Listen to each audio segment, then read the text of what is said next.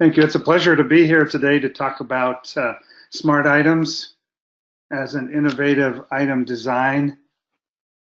I want to just draw attention to the title, the full title for which you registered. It was Smart Items Using Innovative Item Design to Make Your Life Easier. What we're going to do today is kind of introduce you to how that works, and then we'll end up with the ways that makes your life easier. That little circle at the bottom that says Smart Item Benefits.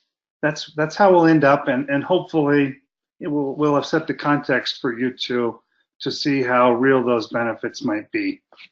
Along the way, we're going to look at a little bit of history of different inventions, including multiple choice, and how those inventions have or haven't evolved over the time.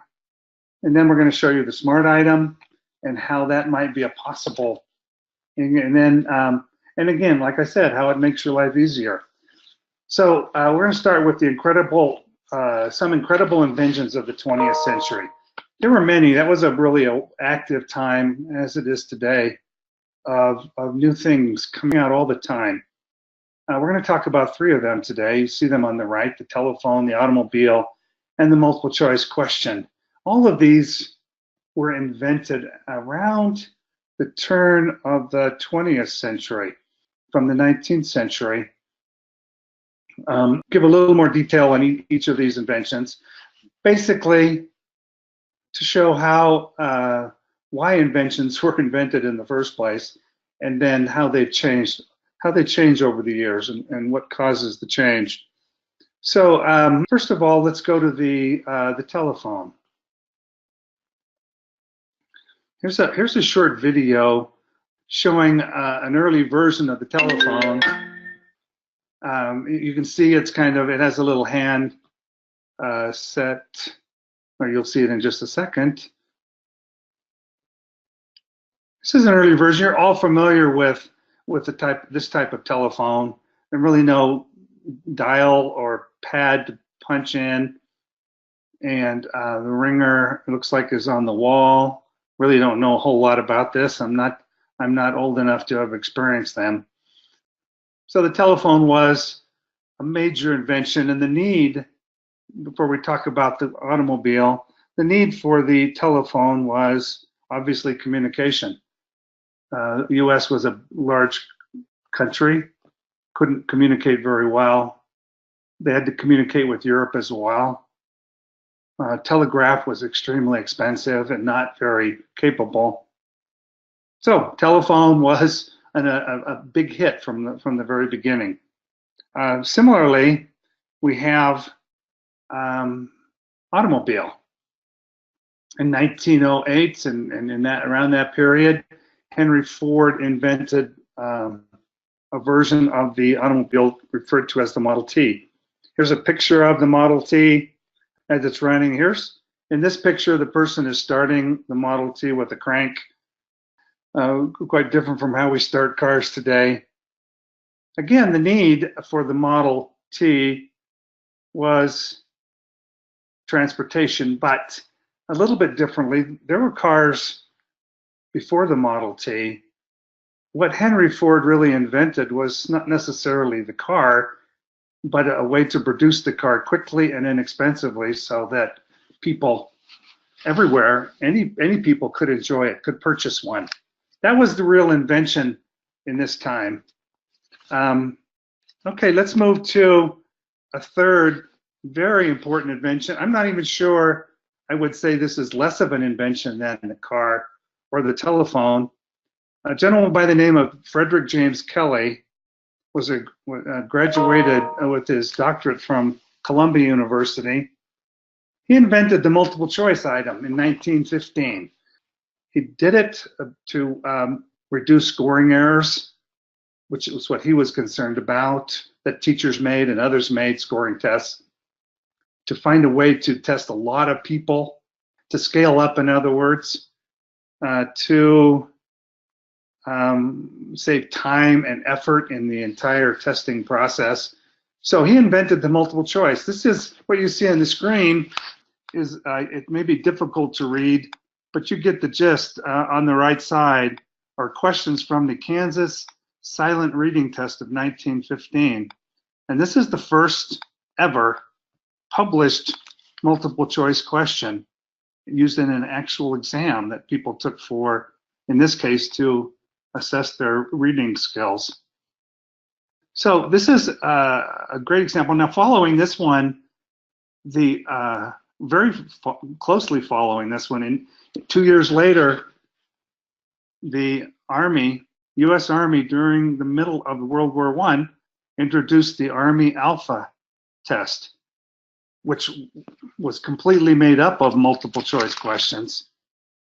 And they were able to test the millions of recruits very quickly, and which certainly helped in the war effort.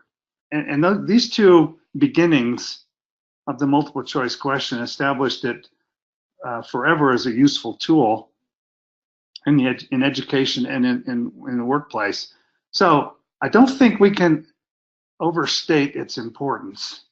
And those on the call today live with multiple choice questions most likely, and we all have a debt to F.J. Kelly to coming up with this. It may have been inevitable, but it's nice to have brilliant people pushing these concepts.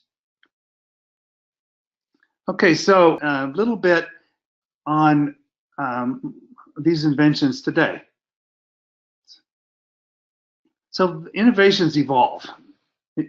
They begin out of need and they evolve out of need. I don't know if you remember or know where this quote came from. I'm sure you've heard the quote, "Necessity is the mother of invention." Basically, it says things are invented because the needs exist in society. The telephone has not stayed the same as in the picture we saw it. The graphic on the left basically just shows you an advancement in the features and use of telephones over the years, last 100 years. I'm going to show just a little video on, maybe some of you have experienced these. I'll be quiet. Oh, it's silent. It's silent. So here's the Bell telephone, the rotary phone, you dial the numbers, and then the push button phones of the 60s. Cordless phones began in the 70s. Mobile phones in 1975. First smartphone, BlackBerry, and then the iPhone in 2007. Android in 2008. And it really wasn't communication. Well, that was the initial need. It's changed a bit. The phone not only is a way to communicate, but it's a way to do many other daily tasks that we have in front of us. And we could say the same thing about the automobile. This is a graphic, and if you just using your imagination or memory, you know how the automobile has changed over the years. Again, in response to need. We know today we have self-driving cars. We have electric cars. Even the typical car has some wonderful new safety features. And this particular video shows the car in space. The Tesla, this is an actual video of a Tesla orbiting the Earth. I'm not sure we're going to be driving Teslas in space, but it does show how things have changed. Cars are used for transportation, surely, but they're also used to take you there safely and quickly and enjoyably. So they've changed quite a bit. This particular graphic that you're seeing now contrasts the advancements in the telephone and the automobile with that of multiple choice. Invented about the same time, it's flatlined. That doesn't mean it's dead. It just means it hasn't changed. There are some minor variations, but they have not had much effect. And basically the dominant multiple choice question, the examples that you see to the right on the screen are not much different from, in fact, they're no different from what F.J. Kelly invented and the Army used in its Army Alpha test more than 100 years ago. So you got to wonder why is that the case? Do we have are the needs the same as back then? Or are they different today, but we're still using the same invention? Let's look about the testing needs right now. Back then, I mentioned this already, but in 1915, people needing to create assessments, they needed to assess large numbers of people. That's the Army Alpha, and that was the Army's need. And you could say the United States and Allies' needs. The second one was Frederick J. Kelly's main issue with scoring errors. Needed to reduce or eliminate those, and multiple choice did that. And to reduce the time and effort for test administration, and the multiple choice did that as well. So those were the biggest needs in 1915, and the multiple choice handled them great. But things have changed in 100 years. This is just probably a small list of our testing needs in 2018. And when I refer to our testing needs, I mean societies. The testing industry, the testing world serves different needs in society. And so here are a few of them. Improve the security of exams. Security arguably is one of the main problems we have today, and it's likely going to get worse. And so it'd be lovely to be able to remove or reduce the problem of security. Fairness as well. Fairness to everybody taking the tests is paramount. And I don't think we pay too much attention to it, but most people would say, yeah, tests have to be fair. They need to be fair, just like access to education and school lunches and affordability of housing. All of that needs to be fair. It would be great, I guess this isn't a need, but I think it's a need, to reduce costs of test development and of test administration. I heard yesterday estimate of a cost of one test question for a major test out there was $2,500 to create one exam question. I'm sure it's less in most programs, but it's still an expensive undertaking. Reducing the cost of test administration. You would have expected with tests moving from paper to computer that the benefit of computer, as it is in most parts of our lives, would have reduced the costs and made tests more convenient. Instead, doesn't appear to be the case. I think testing costs have actually increased as computers and technology have become integrated with the process. Improve the convenience of testing. Society is less tolerant today of inconvenience. You, I, everyone, we want things quicker and we want them better. We want our lives not to be inconvenienced. And finally, there's a big criticism of assessments today is they're not linked well to training and educational systems. They don't tell enough about the test taker to inform these systems and train people better, prepare them better for life or to take tests. And multiple choice questions have really not evolved to solve these problems because it hasn't, and it could. I mean, what we're going to talk about today is a test question that mainly impacts each of these in major ways, but it hasn't really changed. In fact, it may be even not incorrect to criticize the multiple choice for contributing in some ways to some of the issues and needs we have today. What you see on the screen are words from a report written by Franz Samuelson in 1987. He had done research on the multiple choice question and was perplexed as to why it hadn't changed. And this was 70 years after the multiple choice question, after Frederick J. Kelly.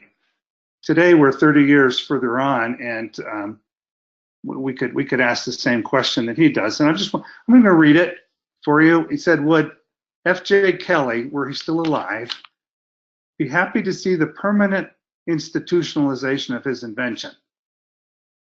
Or would he be horrified to find that 70 years of sophisticated analysis techniques, computerization, and research have not produced any new breakthroughs or even significant improvements of this rather primitive, if ingenious, pre-World War technique, which is still the basic vehicle for many important decisions about individuals? I mean, it's a great question. We need to ask it today. Not about Frederick J. Kelly, but why hasn't it changed? Why can't we create I mean, the rotary phone changed to the dial phone. It seems earlier methods were completely replaced, and we just have not been able to do that. Okay, so let's talk about a possible evolution pathway for the multiple choice question. And we're only introducing this because it meets some of our needs, makes our life easier. And so let me introduce it to you today. So how is a SmartItem different? What is a SmartItem?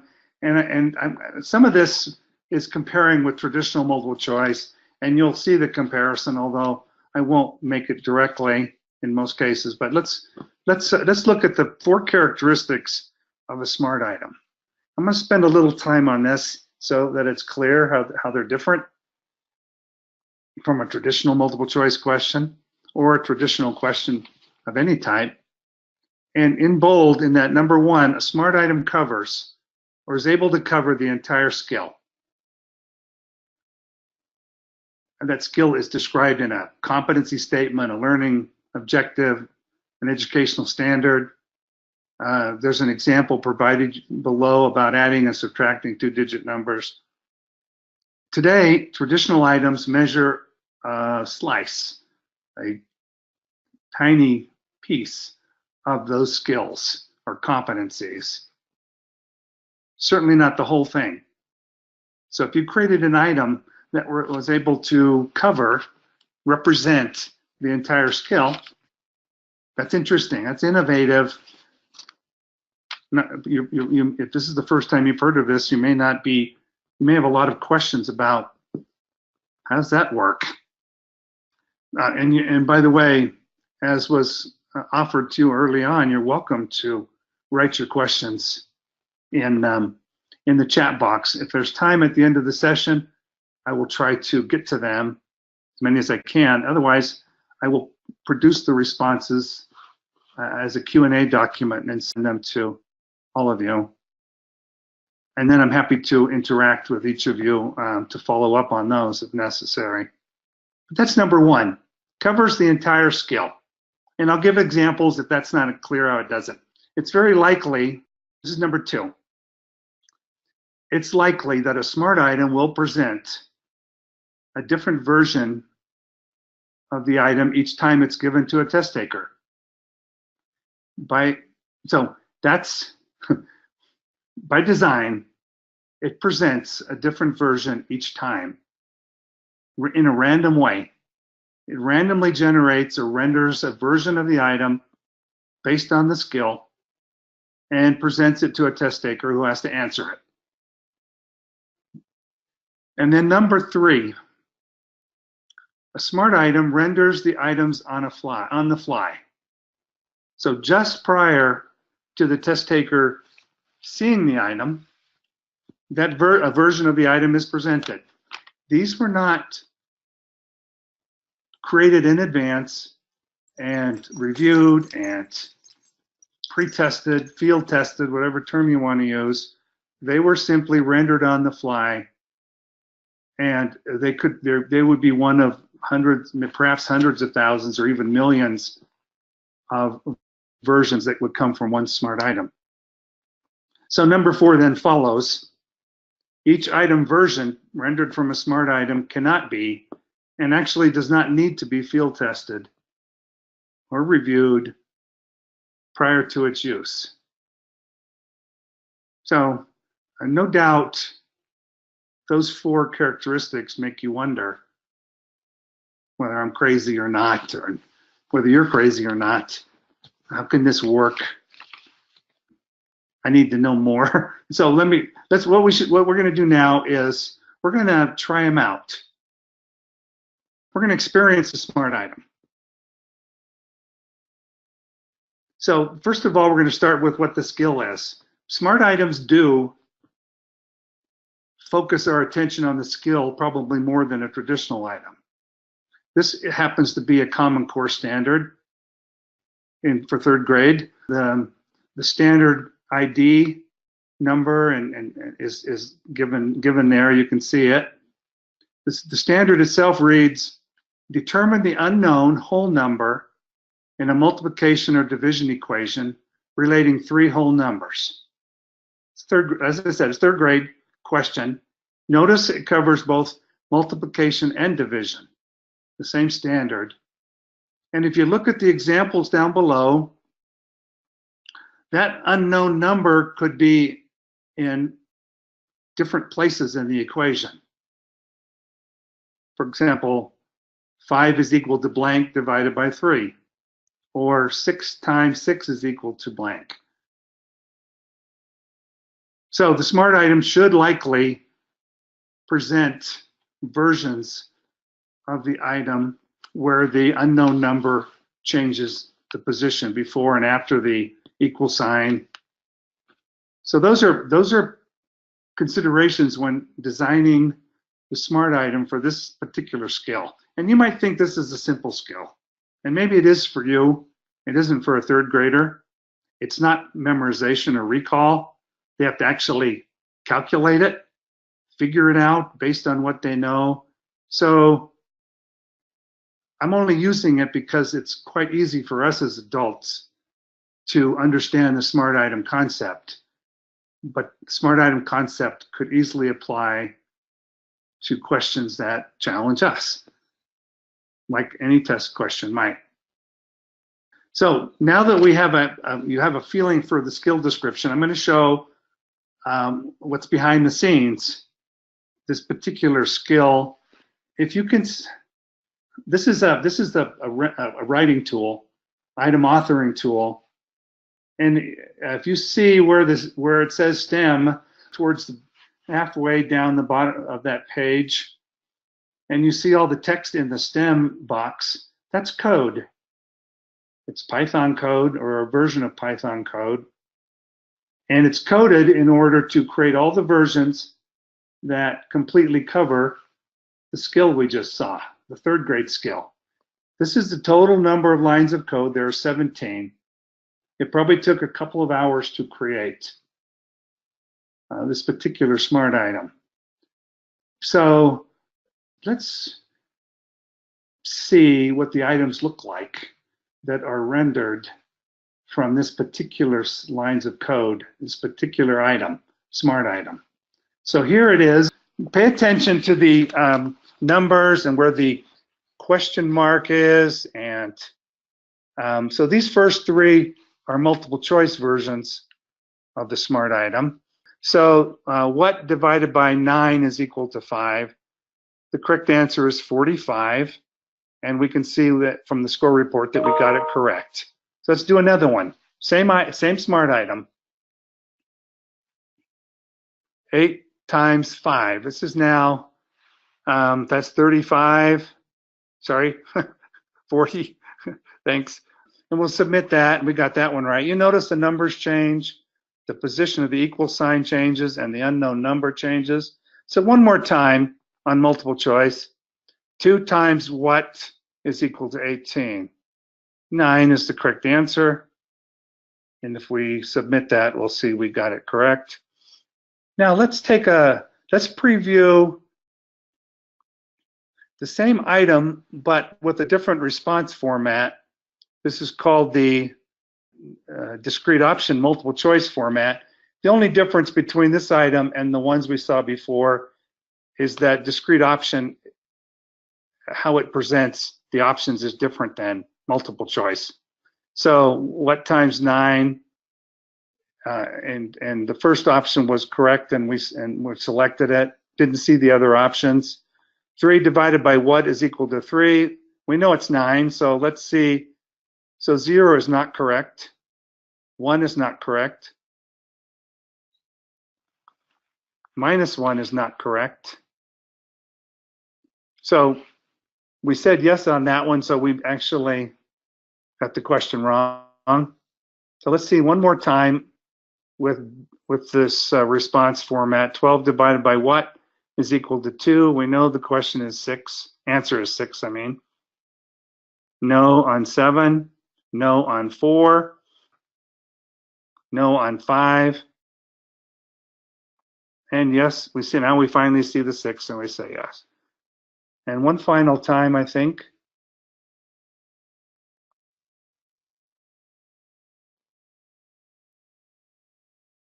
Oh, no more time. We've seen enough of the different variations. So again, we've introduced the skill. We showed you what was behind the scenes for a SmartItem, and we took 6 items, 6 versions of the SmartItem, which changed in such a way as to cover the entire skill and score like anything. But some ways it was a multiple choice, and some were response formats were multiple choice, and some were discrete option multiple choice, presenting them differently. And they have advantages and disadvantages. So that's the experience of SmartItems.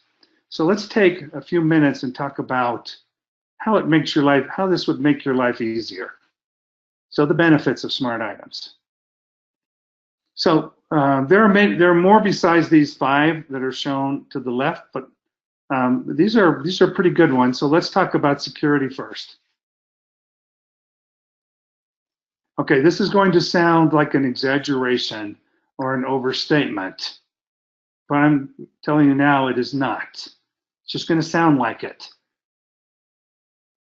SmartItems, and I'm reading the first bullet, because they cover the entire objective and produce a large number of variations, make cheating, theft, a useless exercise. Theft is entirely, the theft of your test content is not anymore something to worry about if you're using SmartItems. For the thief, it's useless, because whatever you steal is not going to be helpful to anyone trying to use that information to cheat on a test. All theft, doesn't matter if they're trying to memorize the questions and share them with the brain dump site. It doesn't matter if they've got their smartphone out snapping pictures of the item during the test. If they're using a hidden video camera, it doesn't matter. No types of theft or really will be anything more you have to worry about, which means almost every type of cheating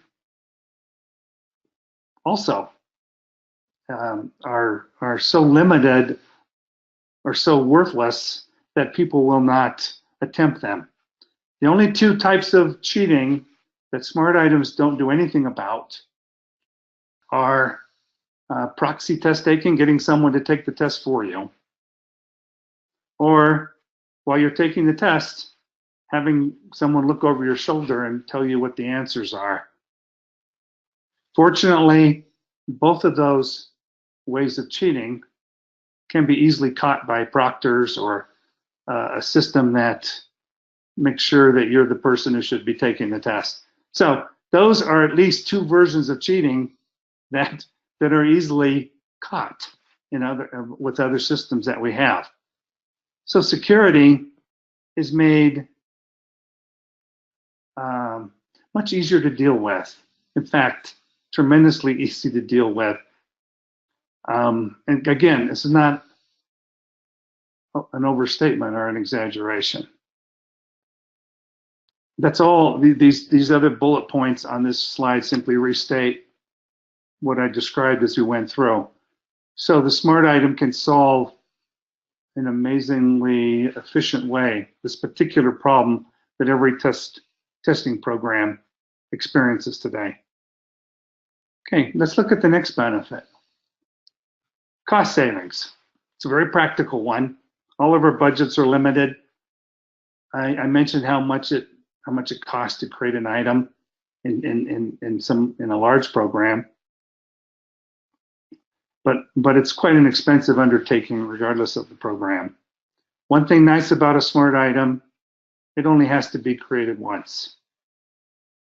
Unless the objective changes or the competency description changes, it does not need to be revised or maintained. As we already mentioned, it can't be compromised.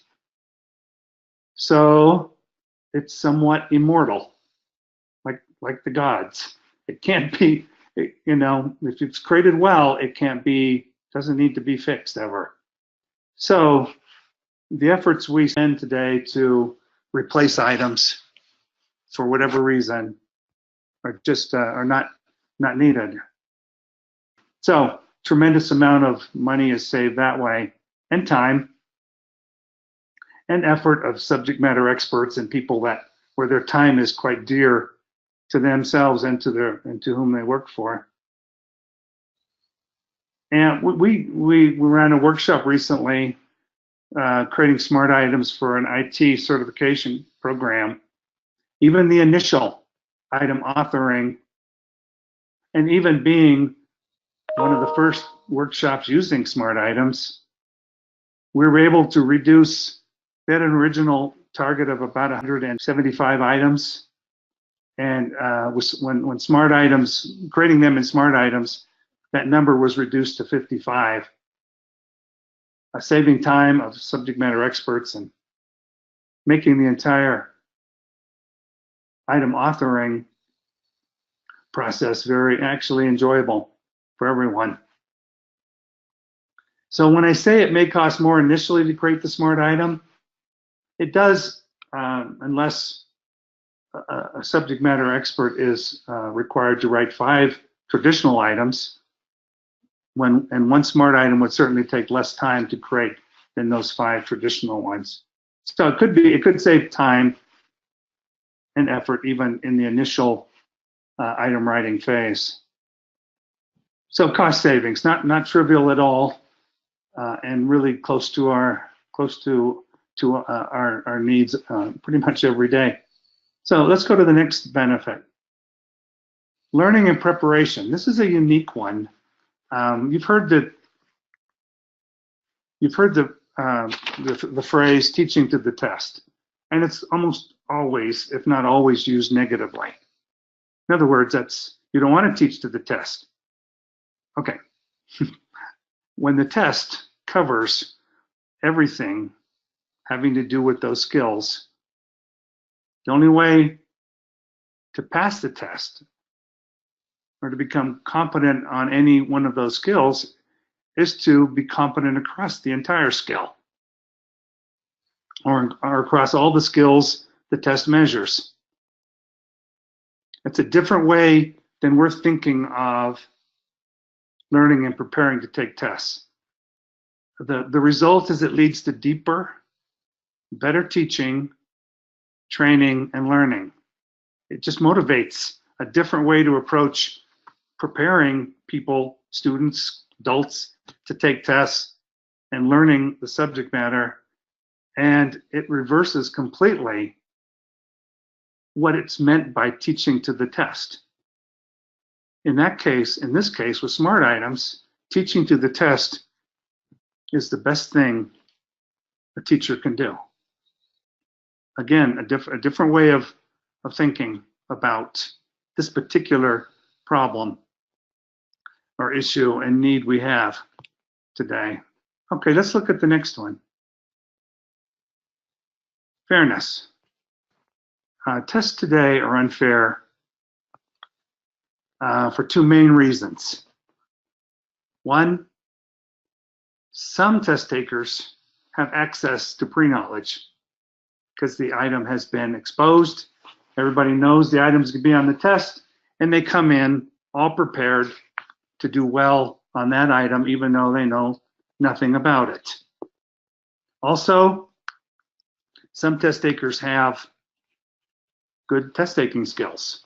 They have experience taking multiple choice tests, for example, and they do better than others on the test, even though their level or ability in the subject matter is perhaps no different or even less than someone else. This source of unfairness results is about 5 to 10% higher score for people with good test taking skills, good experiences. So how smart items promote fairness?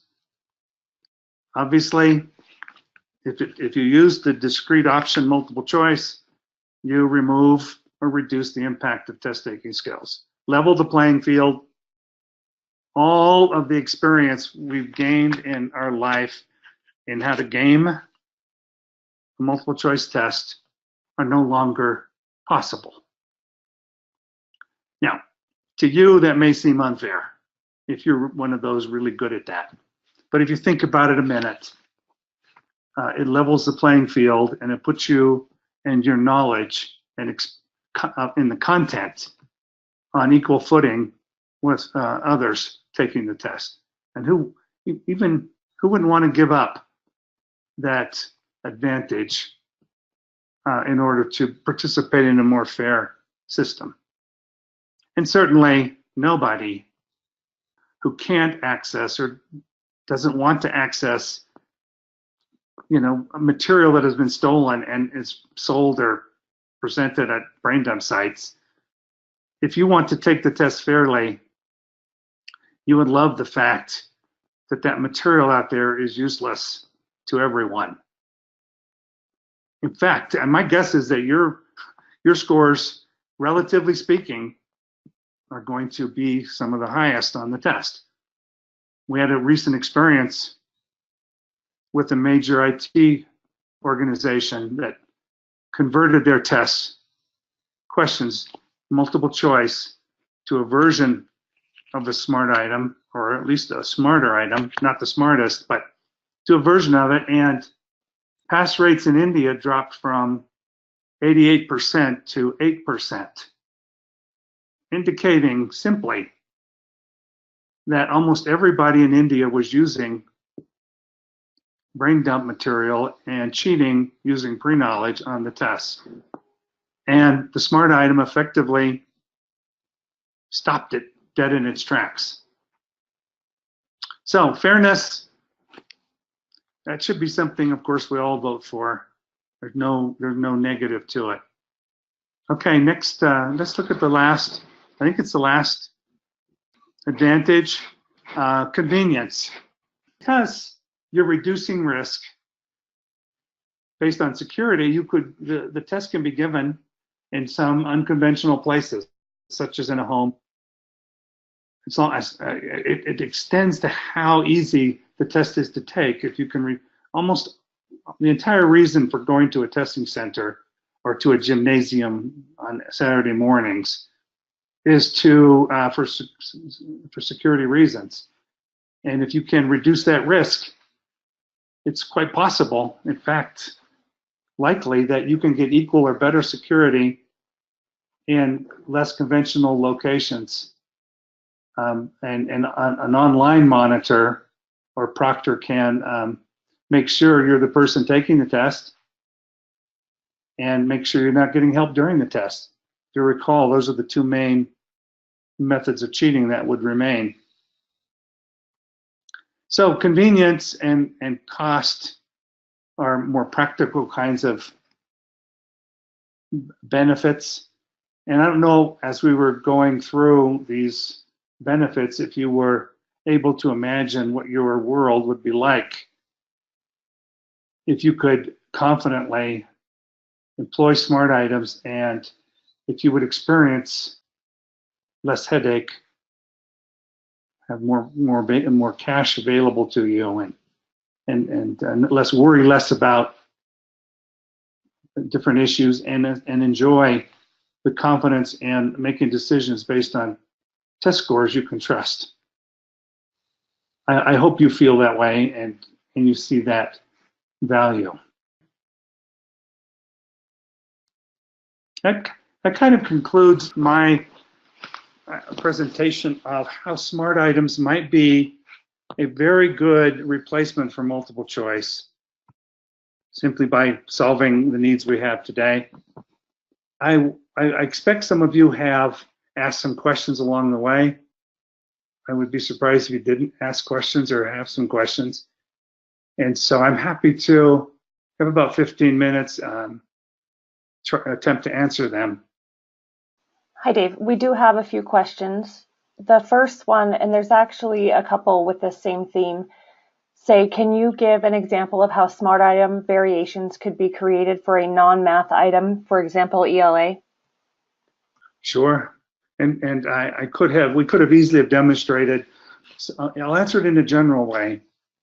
We have not encountered any competencies or skills that typically use multiple choice or objectively scored kinds of questions where this hasn't been able to work quite effectively. I'll give you an example of a skill found in a history course for an online university. The skill or competency was simply that the student would be able to identify amendments to the Constitution that have to do with civil liberties and civil rights,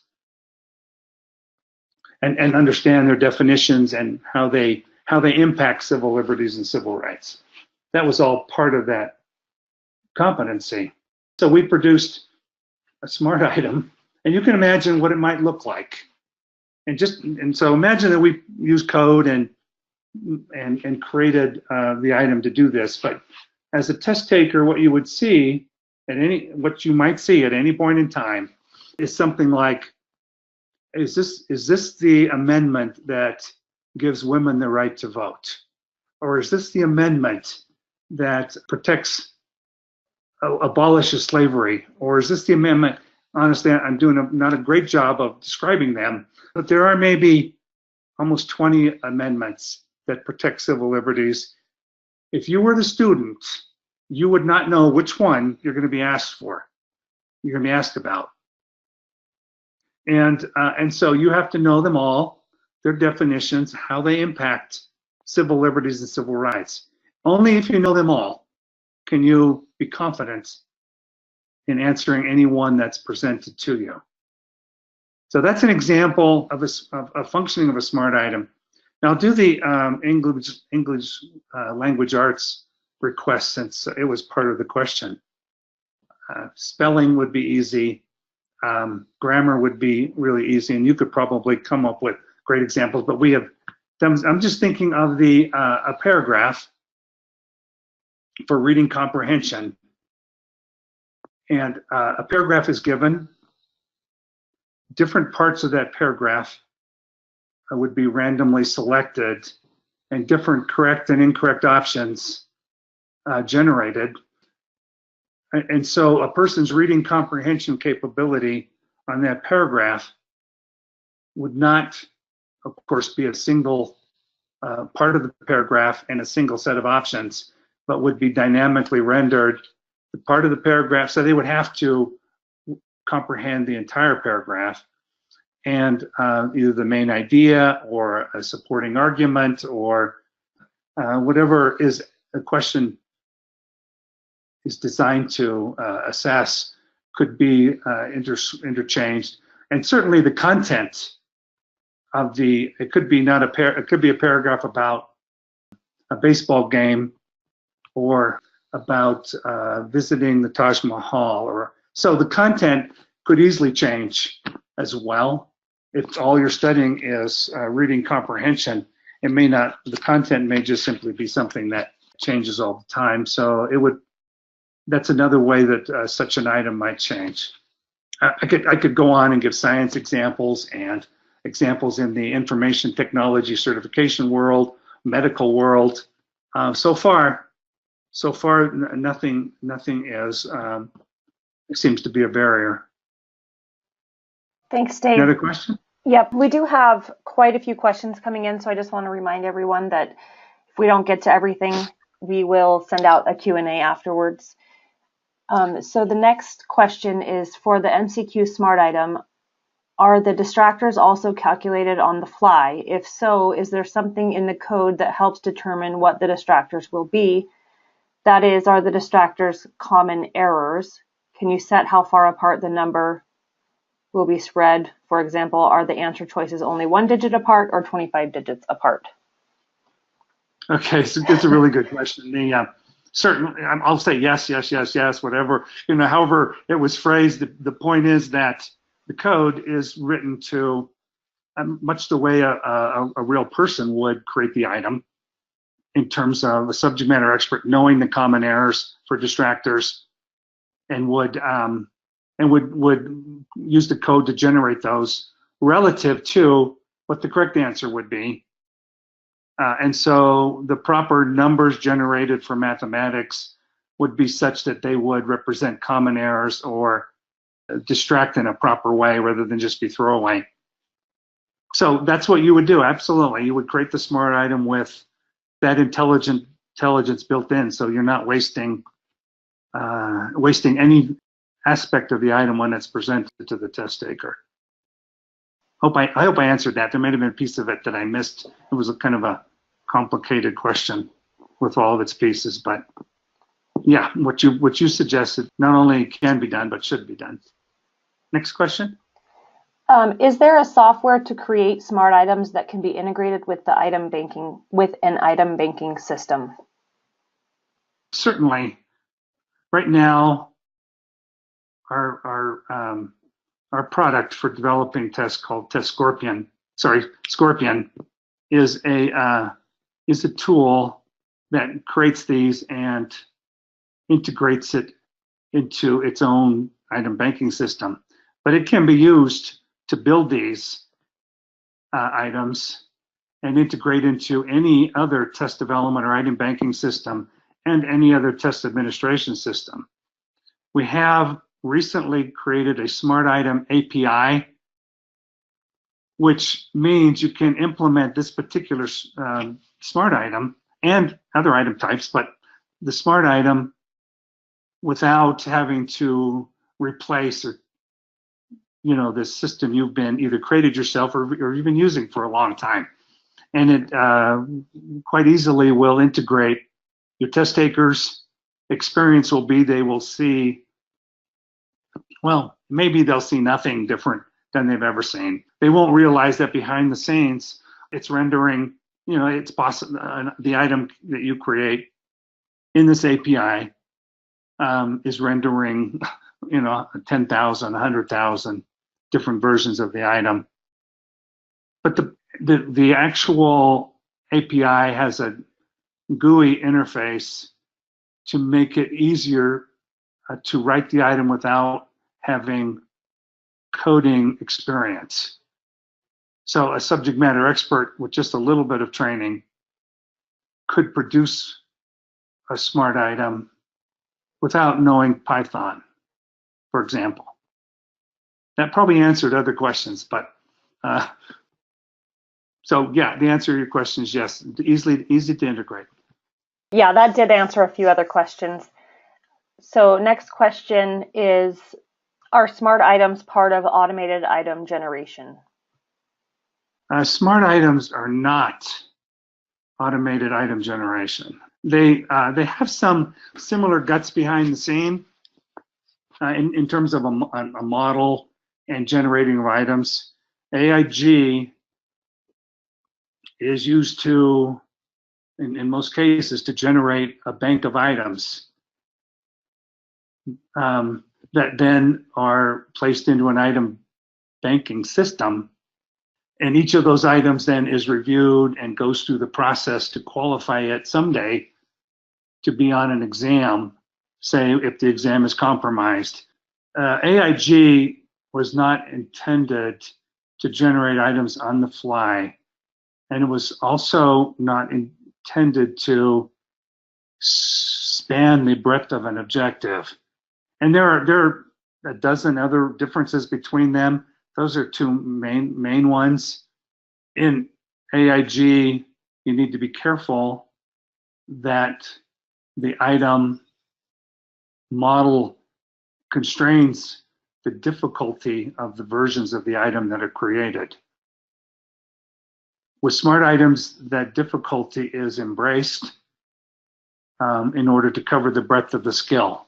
So the focus, the direction, the speed at which it all works, the quick integration with with tests and purposes of stopping security. Not with AIG, you want plenty of items to replace a compromised test. With smart items, you completely remove the threat of theft. So different purposes or outcomes expected there as well. It's a deep question. I am absolutely sure my answer was not complete. Like I say, there are a bunch of other differences between them, but the best bet is to understand kind of some similar technologies behind it, but going in different directions. Thanks, Dave. Next question. Okay, we'll just ask one more question. We're almost to the top of the hour. So how do you ensure the different versions of an item are equivalent in the way they perform across test takers? Okay.